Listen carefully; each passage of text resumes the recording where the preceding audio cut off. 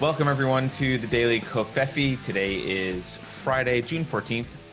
I'm your host, Carter Laren, and I'm joined, as always, by the bad mamma jamma, Keri Smith, who is in no way discombobulated. Happy Friday, Carter. Happy Friday, Keri. There's a bunch of little things I kind of want to talk about today. I know that we've been railing on the social media censorship stuff, but it's everywhere. Really, so we'll probably talk about that again today. I want to bring up one little annoying thing. I know that a lot of people know that Snopes is just a left-wing propaganda machine pretending to be a fact-checking site. But a lot of people don't know that. And they think that Snopes is a fact-checking site. And when I was a lot of people don't know that. I didn't know that until recently. Right. So I want to bring this. I'm just going to give you an example of something that I was like, wait, what is this? So when I did the video that the song thing for YouTube, I Love You, I was making I was choosing pictures and video and stuff for it. Right.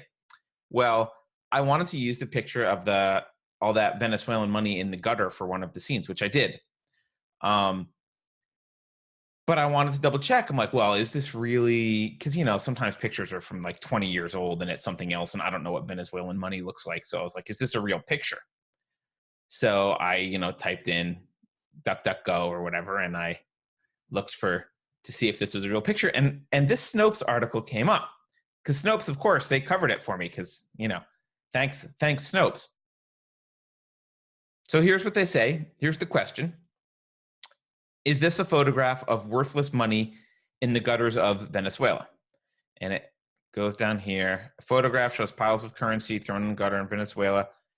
This was their answer. Now, it says miscaptioned, and it's got a big red stop sign with a camera and a slash through it. This is very similar to a no, this is wrong, this is false. Miscaptioned. And I thought to myself, oh, what does miscaptioned mean? Does miscaptioned mean that it's not Venezuela, it's somewhere else, or it's staged, or it's from 30 years ago, or somewhere else, or yeah? Could this be? It's miscaptioned. Oh, I'm so glad I looked this up.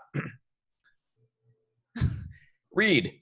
I'm not going to read the whole thing, but their description, miscaptioned is, oh yeah, that's Venezuela, and it's in March of 2019, but you can't blame socialism.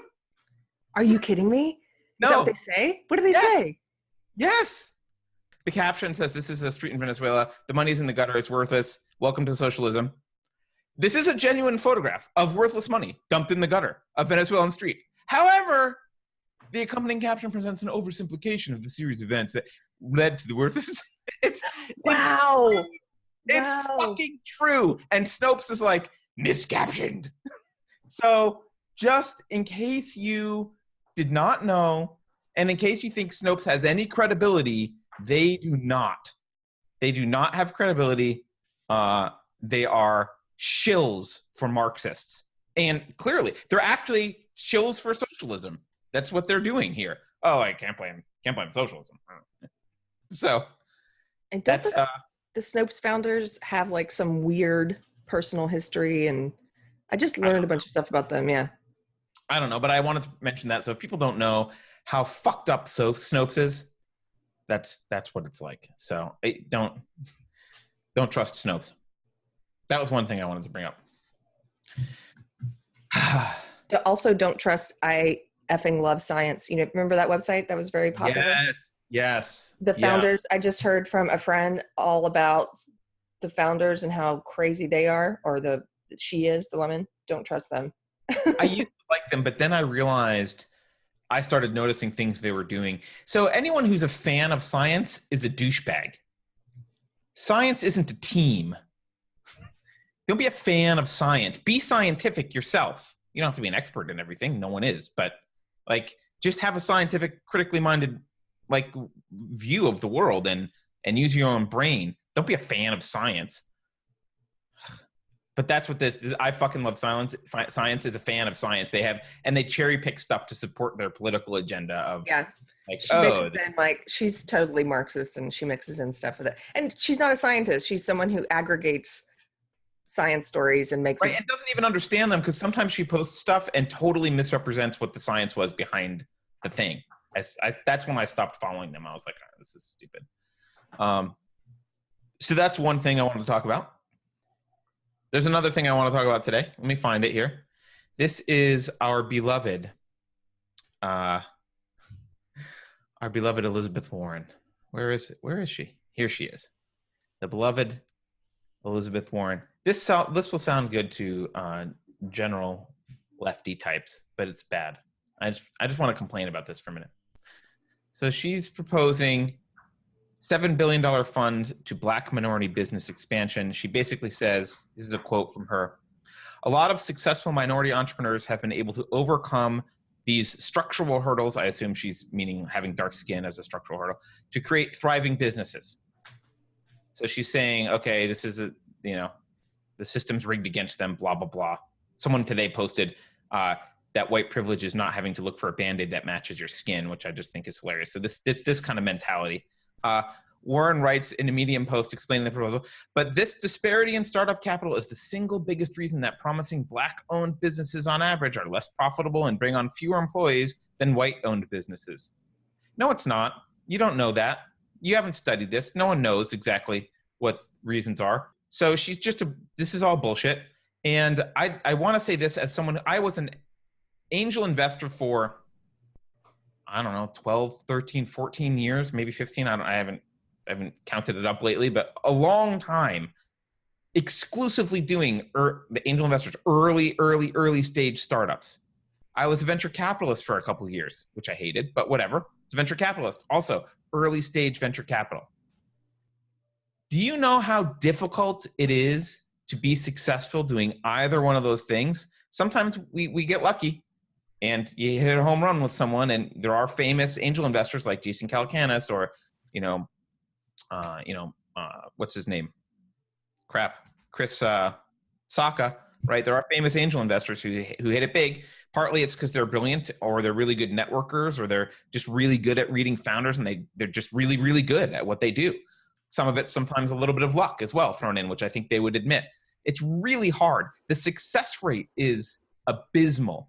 I mean, most of the investments you make just go to zero.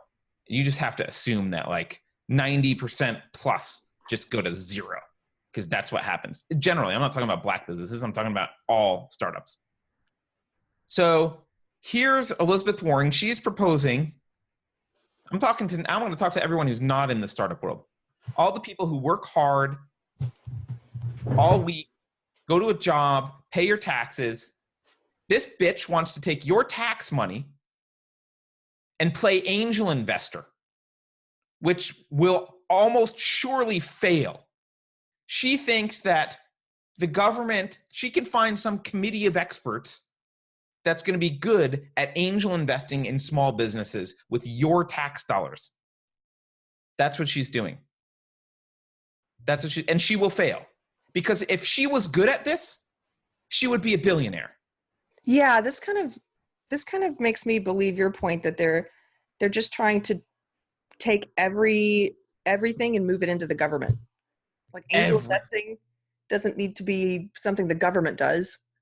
Right. Like, I don't really understand. Right. And I know this is taboo to say, but you know what? I've torpedoed my career in Silicon Valley with this show already, so fuck it. I'll say it. The best possible thing to be in Silicon Valley as a startup entrepreneur is a Black woman.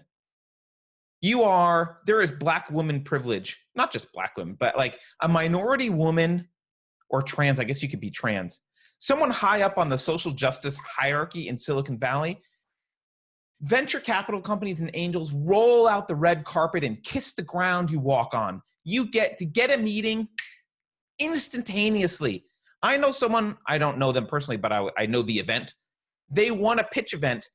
The judges privately, widely recognized that this woman had the shittiest pitch, the worst company, piece of fucking shit. But she was a woman of color, and they looked around each other and said, well, she really needs it the most.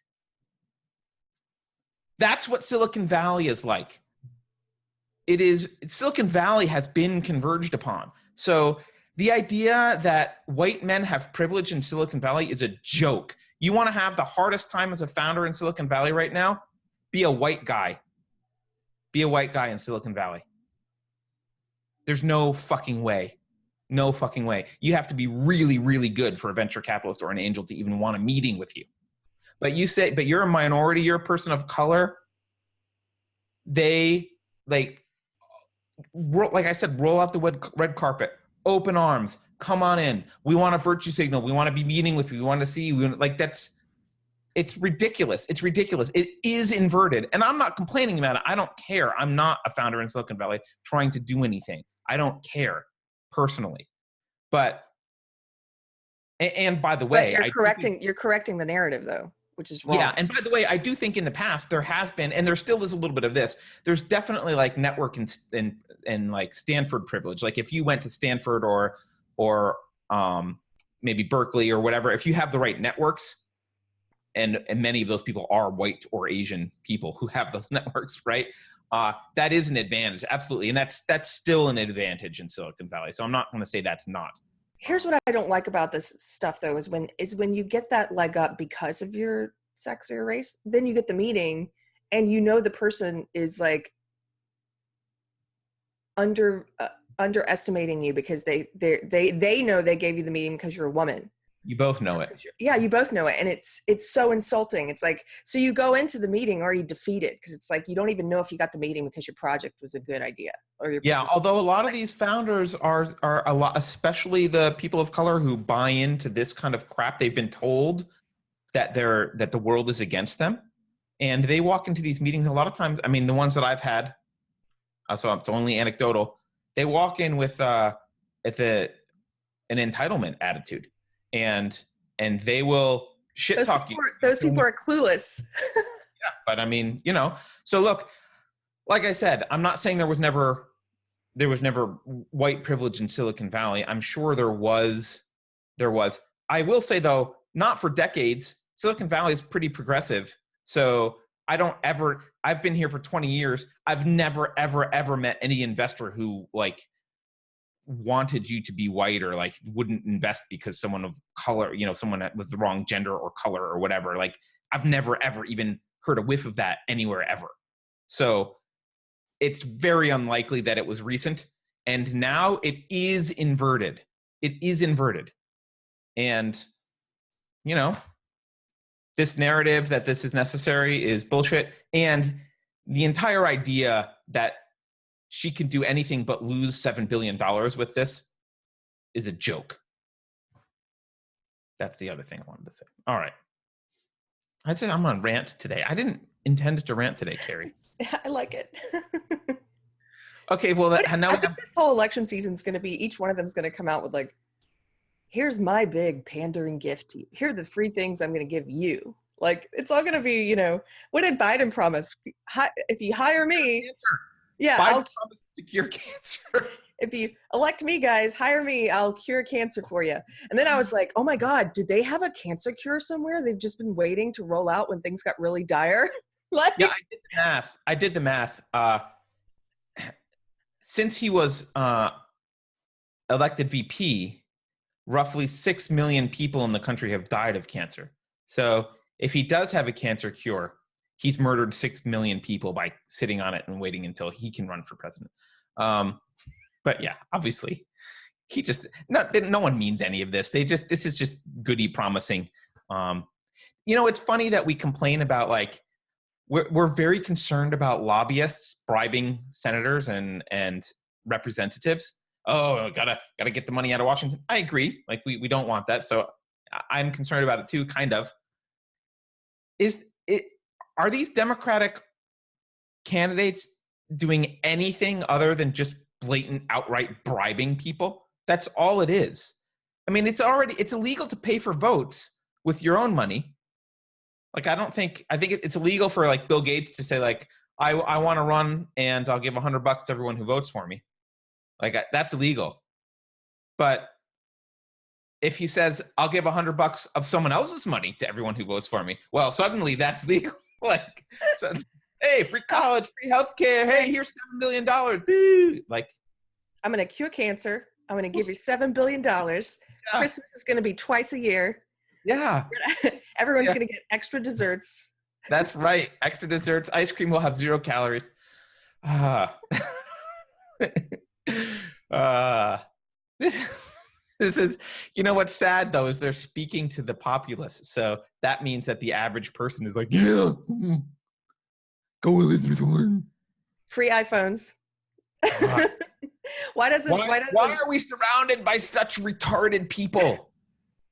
this is why though Andrew Yang kind of still interests me, because he's like, you get $1,000, you get $1,000, you get 1,000, everybody gets $1,000. I think Andrew Yang just knows that he's surrounded by retarded people, and he's like, all right, you want a bribe? Here you go. Everyone's bribed. I don't know.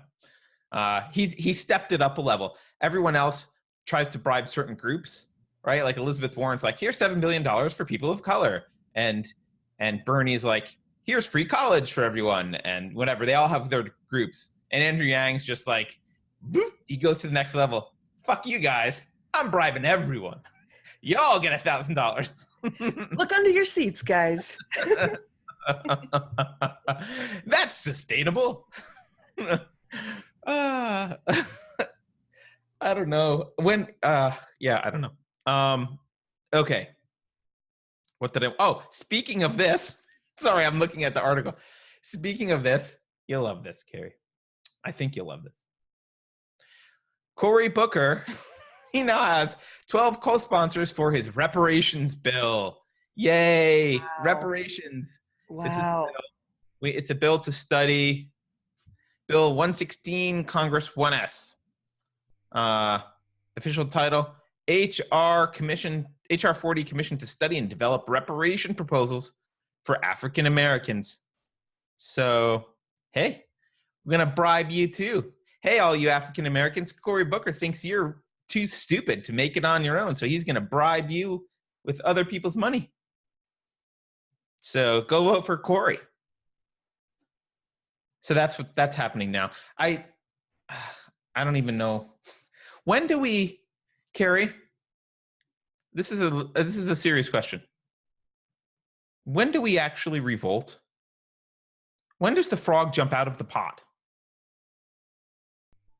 Speaking of pots, I was just looking this up because my papa used to always say, you don't want to say when. No, but I was just thinking this isn't new, because my papa used to say Herbert Hoover promised. Herbert Hoover was like, if you vote for me, there'll be a chicken in every pot.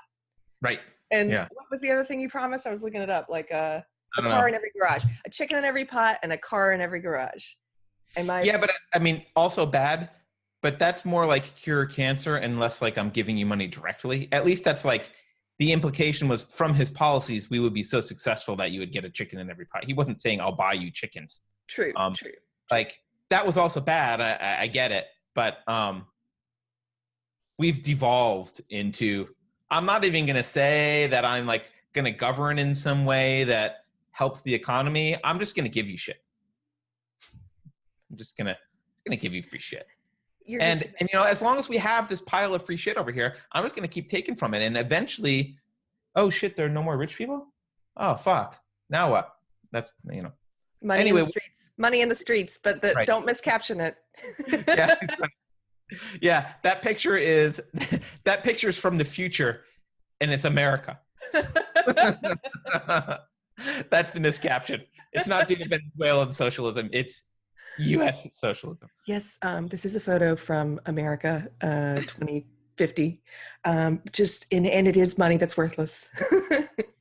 But it's not due to Bernie. It's not due to any policies at all. There are no policy decisions that we could have made differently. It's very complex. Has nothing to do with any causal effects that might hurt my ideology. When do we leap out of the pot? That's your question? Yes. Yeah, seriously. When do we leap out of the pot? When do you say, like, when they start taxing you to pay reparations, when do you just revolt and say, like, fuck you? I don't know. I mean, I think They do this so slow. They do things like this so slowly, you know, like the censorship Why I'm stuff. asking you. That's why I'm using the frog in the pot analogy, right? Yeah, I don't know. I mean, the California thing is crazy enough, taxing people who can't afford health insurance to buy health insurance for non-citizens. That's crazy enough. But no one's going to do anything about it.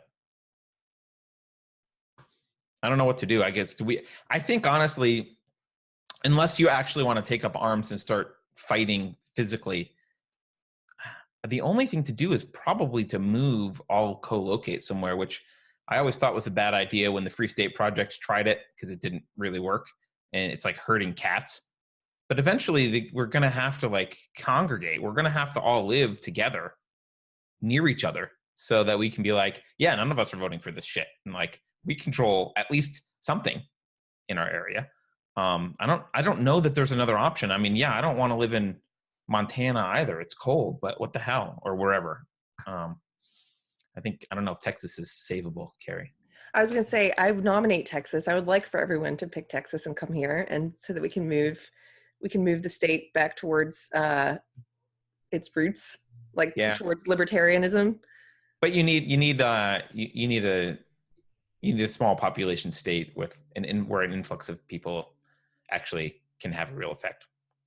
I know when the Free State Project was looking at states, they were looking at, I think the final two were like, don't quote me on this, but I think it was Wyoming and New Hampshire. And I think they settled on New Hampshire, which I always thought was dumb because it's like in the belly of the beast. It's like, oh yeah, we're gonna plop ourselves right down in the middle of the East Coast, the blue center of the world other than California. We're gonna plop ourselves down there, which is like, yeah, I think they'll just annex New Hampshire if you try and be a libertarian there. At least no one cares about Wyoming for a good reason. But I don't know. All right, so wait. So tell me, what's in the reparations bill? Because I haven't read about this yet. Like, so the reparations bill right now is, so in fairness to Corey, he's just studying. So he's not proposing. I don't think he's proposing specific reparations. He's just saying we need to evaluate it and pass a bill to evaluate it. I don't know. There's like a commission. He's like, he wants to convene a commission to study this and allocate $12 million. You know what? I'll do it for $6 million. So fiscal responsibility, Corey. I'll do it for $7 billion, maybe. $7 billion. I don't think you understand how to negotiate. For $6 million, I will write a thorough report about the feasibility and morality of reparations here in 2019 in the U.S. All for you, Corey. I'll even sign it for you personally, and we can take a selfie together. Yeah. Okay. So there was one other thing I wanted to say. This is a random show, Keri, and it's all me bitching, but this is what you wanted, so this is what you get. Keri, you remember China's? I'm gonna talk about China just for a second because it relates to something. It all relates. You remember China's social credit system that was been in the news? Yes, I do. Okay. It's like that episode of Dark Mirror. Yeah, in fact, it was compared to Dark Mirror or Black Mirror a lot. So just to remind people who don't remember, or inform people who don't know. So China started this thing called social credit. It was a pilot program, and they basically rank citizens on how well they conform to the norms that the Chinese government wants. They track, it uses a variety of things. Your social media, it uses facial recognition software to see who you've been hanging out with, because there's cameras all over in major cities, right? So they can see, where you've been going and who you've been spending time with. They can tell that also from GPS. So they track your location, both via GPS in your cell phone and via camera, cameras placed around. They track your online messages, I probably private messages because it's China as well. So private and public messages, your associations, both online and offline, who you're associated with, kind of things you say, what kind of like all this kind of stuff, everything you would expect from a technologically advanced China. All that shit. They do all of it. And then they use it. They can ban you from flying or getting on a train, so they can confine you through public transportation to a particular area of the country if they want to. And obviously, China has a lot more travel controls than the US, so it's relatively easy to do this. And so they use this so, if you have a bad score, they can kind of keep you. And there's been, I'm not going to get into details, but there's been stories of like guys who've criticized the government or criticized this or hung out with the wrong people who are kind of stuck in their city right now because they can't do anything. So they can ban you from traveling. They can throttle your internet speeds, ban you or your kids from attending certain schools, stop you from getting jobs. Gee, they sound like social justice words. Hold on. They can keep you out of the best hotels, all this stuff. I guess they got someone's dog taken away. So there's a few articles about this. I'm not going to go into the details. You can look up China's social credit system yourself. So, we look at this and there's a couple things. One is we look at this and we think, as Americans, we think, that's China. We already know they're crazy Orwellian big brother dictator communists. We expect this from China. It's a shame. Poor Chinese people. That sucks, right? But not here. Not here. Sometimes we say that to the TSA agent while we're getting felt up. Anyway, we think like this is not here. We're not like China.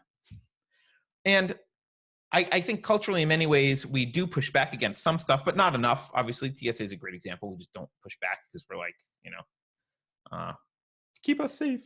But an interesting thing's been happening. So first of all, the media, I'll say big tech and media, the social justice community, they actually don't dislike this Chinese thing. They're not liberals in the sense of like, hey, leave us alone and stop invading our privacy. That's not what the left is anymore. They don't care about your privacy. They are totalitarian. Like they're authoritarians. So we started to see articles like this. Now, this article, granted, it's opinion, but it's from late 2018, and it's in the Washington Post. And we started to see articles like this. The West may be wrong about China's social credit system. I'm sorry, I can't. It's hard to even read this without laughing. Kind of amazing, yeah. Hey, maybe we should do this, guy. Hey, that episode of that show that you guys like, the really dystopian, creepy one, let's give that another look. Yeah, and that's kind of the argument here. The argument's like, well, yeah, there were some problems with the pilot. People were barred from school. Oops, here's some problems. They were barred from attending some schools, and oops, obviously. But it's not like dystopian, and the reasons that they give, it's not dystopian because it's well-intentioned. The government. That's the worst. That's the worst. Yeah, and the Chinese government outlined its vision for such a system and noted that it involved 4 distinct segments: a government trust system, a commercial credit system, a social trust system, and a judicial trust system. What drives this gargantuan project is an effort to build a culture of trust in Chinese society. Given this broad aim, a more appropriate term to describe the initiative is a social trust system. Maybe a social justice system would be better. But so I won't read this whole article either, but so we're starting to get this push from people on the left to kind of open up to the idea that like, oh, it's not so bad. I mean, they made some mistakes, but, it could be used for good and, right? This kind of bullshit. All right, so with that context, I know I'm talking about China a lot, but with that context, now I want to pull up something about the US directly that came out today in Breitbart. Facebook's process to label you a hate agent revealed. This is their article. And they go through, they've got some documents about how Facebook labels people hate agents and how you get, they collect what's called signals that you're a hate agent. And here's some things. if you self-identify with or advocate for a designated hateful ideology. Now, designated hateful ideology obviously is a term that is defined contrary to reason. So obviously, if you say you're a Nazi, that would explicitly that would count, but probably if you say you're a member of the Proud Boys. Actually, I know if you say you're a member of the Proud Boys, that or you like the Proud Boys, that would count because the Proud Boys probably represent some ideology, or maybe they're a designated hate entity. So anyway, the hate entities are things like Tommy Robinson, because yeah, criticizing Islam makes you a hate entity. Or if you have tattoos or hate symbols of hate slogans. They don't say what those are, but considering that Pepe is and the OK sign are hate slogans, the article mentions that are hate symbols. I guess those could be construed as being hate symbols. And then if you have hate paraphernalia, they don't say what that is, but you know, maybe a firearm. Maybe a firearm is hate paraphernalia. I don't know. Then it says they'll categorize you as a hate agent for statements made in private but later made public. Okay. For example, Paul Joseph Watson was categorized as hateful because he praised Tommy Robinson and he interviewed him on his YouTube channel. So also if you hang out with people who are mislabeled, or sort of not mislabeled, but labeled hate agents or whatever. Candace Owens was on the list, so she's a hate agent. So if you hang out with her, Carl Benjamin, and they talk about Carl Benjamin in particular. That's Sargon of Akkad.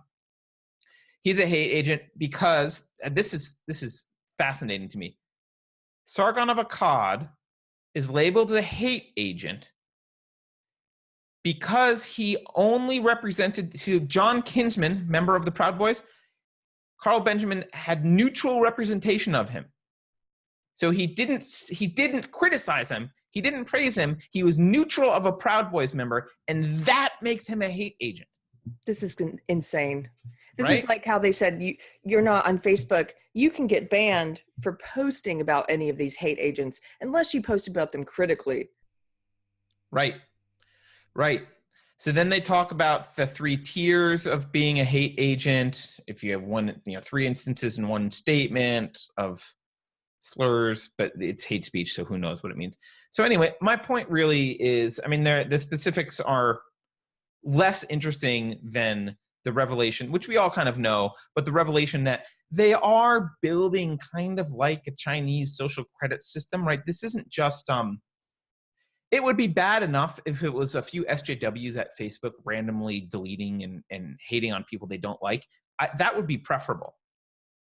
It would be arbitrary, but it will be preferable. What they're trying to do is automate this, and they are trying to implement something very similar to China's social credit score. They're trying to figure out through association, through messaging, through probably AI analysis of your words and people you've liked or hung out with. They can see who you're in pictures with already, right? So by the way, one thing I didn't mention, or I'm not sure if I made clear in this article, but they analyze off-platform behavior as well. So they're not just looking at on-platform behavior. They are looking at you as an individual everywhere in your life, on and off platform, and trying to decide to give you a hate agent score within Facebook. They're trying to give you a social credit score within Facebook to figure out how to treat you, what to allow you to do and not to do. So this is basically, now granted, this is a private company. You don't have to be on Facebook, right? So there's a difference, but it's the same mentality. It's the same authoritarian, busybody, control freak mentality of leftists who are petrified that there's anyone in the world who disagrees with them and makes jokes that they don't like or says things they don't like. And so this, Facebook is, they're a private company, but they're huge and they're very influential. And obviously Google is or will be doing the same thing. Same with Twitter. They're all doing the same thing. And not only that, they talk to each other. So eventually these will be linked. I'm 100% certain that it will not take long for these companies to link their systems together. They're probably already having discussions now about how to automate linkage between them so that if YouTube flags someone as a hate agent because someone appeared on a video with someone else, that trickles through to Twitter and to Facebook and everything else. They are trying to build an Orwellian universe of their own in the private sector. But the thing is, this won't stay in the private sector because they also want to be highly regulated. They want regulation because it protects them from criticism. So, and it protects them from competition. So I think this is I don't know that Mark Zuckerberg is actually planning to be czar of the world someday, but this is a step towards building an Orwellian government-run social credit system. The Chinese government doesn't build the social credit system. They have even in China, they pay other people to build it and they link it together and correlate the data. It's going to be very, very, it's going to be very easy to just transmute this entire system into, oh, the government's going to be involved in this now as well. And yeah, the government's already naive. The government's already involved with social media, more so in other countries, but we've seen that. We've seen that there are governments who are asking Facebook to give them information so they can go and arrest people. Like that's like, yeah, I mean in the US though, yes. Right, obviously. but it will happen here, of course. It's happening elsewhere. Like there are examples. There's a roadmap. It will happen. Yes. Like, note to conservatives, arguing for regulation of Facebook will speed that process up. Like that's all you'll do. You'll speed up the marriage between the government and Facebook.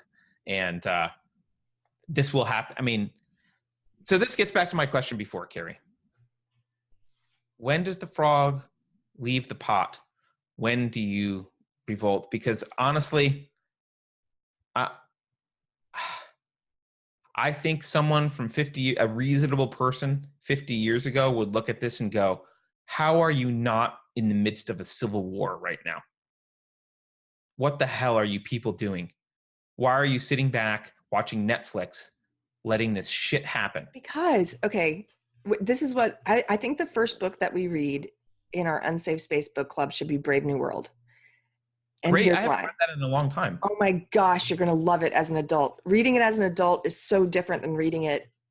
Like I first read it in high school or something. Yeah, in high school, right? Like 8th grade or something. And you just don't understand it. And I didn't have the historical context. I understood it, but not the way I understand it now. And so in Brave New World, he talks about like, actually in the foreword. So when he re-released it in the 40s, he wrote this amazing foreword. That's like, gosh, this guy's a prophet. Really? Okay. Yeah. And in the foreword, he talks about how much things have moved towards this version of the future that he wrote just in the years since he wrote it. And he said, here are some things I think need to happen in order for this to become something of a reality in the US. And he listed out these things. And it's incredible to look at his list and see how far we've progressed towards that list. But one of the things he talks about is, so in the book, everyone is taking this drug called Soma. Yep, I do remember that. Yeah, and Soma just kind of blisses you out, and you're not really concerned about this dystopia that you live in. And he's like, in the foreword, he talks about there's going to be some type of drug that's peddled to the masses that is, he's like, alcohol, whiskey is too harsh on the system. It's too harsh on the body. And heroin, it's just puts you out to, there's going to be something in the middle. And I'm like, pot?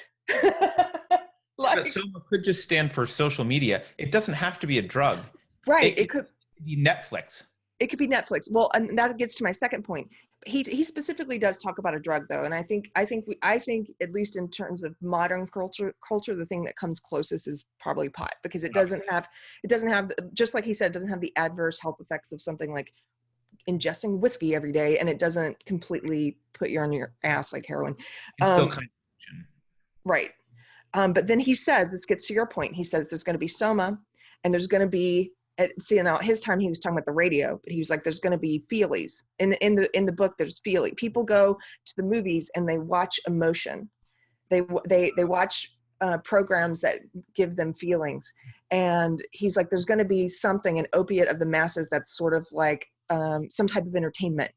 It's going to be, and so he was talking about like radio, television. He's talking about, he couldn't envision social media, but that's what social media is. It's the Man, opiate.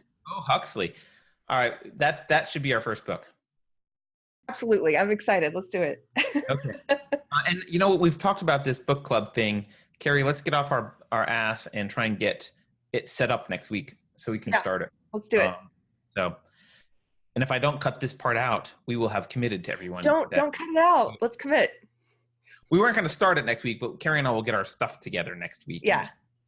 So, okay.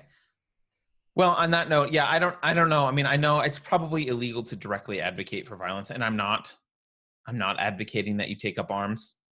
I'm asking the question of when will you? I'm not taking up arms. I'm sitting here talking.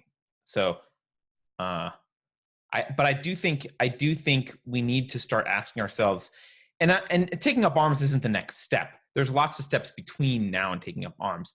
I'm using it as an extreme example, but what I mean is, like, when are we like get off your ass and do something? Like, when are we gonna all move to a specific spot, or when are we gonna stop like civil disobedience for laws that we don't like, and like start taking people to court, right? Start actually fighting laws that we don't like, that we think are unconstitutional. When are we gonna actually show some real resistance? And I'm only talking to a very small percentage of the population. I think a larger percentage of our audience, but most people will not fight this. And this is the thing that I think we need to remember. Most people are happy. In China, they interview people that you have seen documentaries, but they interview these people about social credit. Most people in China, and don't think that the Chinese are so much different from you. We're all humans. Most people in China are like, yeah, it's a good idea. It makes it easier. What they do is they make things easier for you if you're a compliant sheep. So they're like, oh, it's easier to get my tickets. And blah, blah, blah. Yeah, people like it. They like it. The sheep like it. So most of the people around you are going to just stay in the pot until it boils, and they will boil with a smile on their face. So if you don't want to boil, you've got to be the one to accept the social friction that will come with acting, because people around you will not want to act right up until they're dead. They won't want to act. I mean, so one of the things that, I mean, you know, I hate to bring up the Holocaust, but it's something that really strikes me whenever I see pictures of this kind of thing. How many people just, when they're finally executed, it doesn't have to be the Holocaust. It could be communism killed way more people than Nazism. So let's use Khmer Rouge, the killing fields of Khmer Rouge, or Soviet Union, or whatever. When they finally execute people, so many people are just resigned to their death at that point. You see it in their eye. They're just there. They let themselves get shot or whatever it is. They don't fight back. Now, granted, there's no way of winning at that point. I mean, their spirit is broken at that point. They're just broken. But those people didn't start broken. They didn't start that way. They slowly were broken until they just, you know, there was just no point in fighting, and that's how they felt. And you know, for those people, there probably was no point in fighting. There, you know, I guess maybe they could take out a guard on their way out if they're super lucky, but they're gonna die if you're in a situation like that. And it's tragic what happens to the human spirit, but that transition happens gradually over time. And there were times in many of these cases, there were times when they could have fought.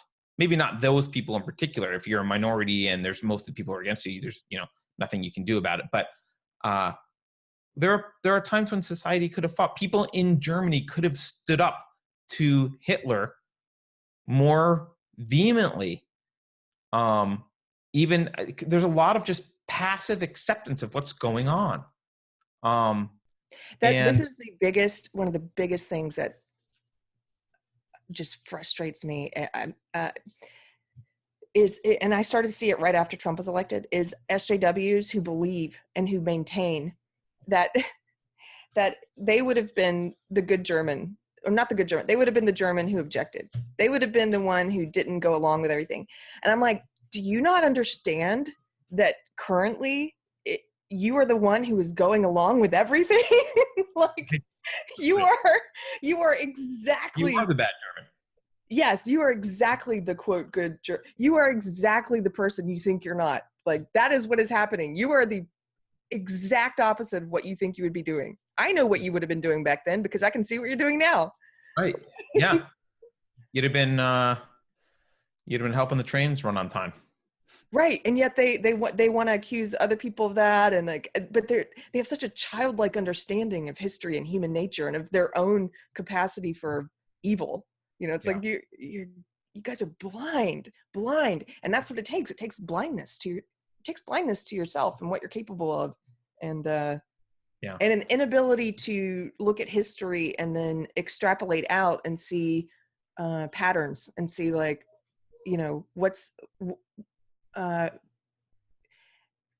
they think simply by saying I'm against Nazis that they're the people who are against Nazis.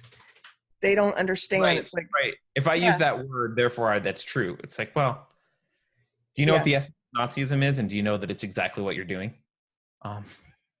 So, yeah, I don't know, Keri. I don't know. I think people need to prepare for discomfort. Discomfort is coming. I'm not trying to be like a doomsday person. I'm just like, discomfort is coming. It may just be social discomfort, but discomfort is coming. And it can come because you're sitting in the pot and the water's getting turned up, or it can come because you're fighting back and you're having difficult conversations or making decisions in your life to, actually affect change in some way. I don't know. I wish I had a better ending to that, but. Well, before we leave, I'm going to end on a really positive note. And you told me you want me to learn how to do screen sharing. So I'm going to practice. This is for you and for everyone. Let me see if I can hear this. Let's see. Here we go. Really positive. Oh my God. Really? That's the thing you're going to share? Is it working? Yeah, it's working. I'm just. It's not. Keri. It kind of looks like it's like the Democrat version of Jeb. Jeb. That's what it is. It's not his real thing. But that's why I think it's so funny. Somebody made this. I think Matt Walsh. Well, somebody shared it. That I was like, oh my God, that's hilarious. That's exactly what it should be. Keri. Yeah. What is his? I don't know what his thing is. I don't care. All right. Well, enough of that. I guess we will have a good weekend, everyone. We'll see you on Monday. And thank you guys for subscribing. I mean, I noticed this week we got a lot of new subscribers, both on YouTube and on Subscribestar. Oh, yeah. Thank you for reminding me, Keri. If you're a subscriber on Subscribestar and your name's not listed in the credits, it's because you haven't answered our question of what name you want listed in the credits. So answer our question. We sent you a message on Subscribestar. Check it. And if you're not on Subscribestar, why not? Also, someone purchased, people are starting to buy shirts. That's exciting. Shirts are awesome, in fact. So go buy shirts. Unsafespace.com. Have a good weekend. Bye, Carter.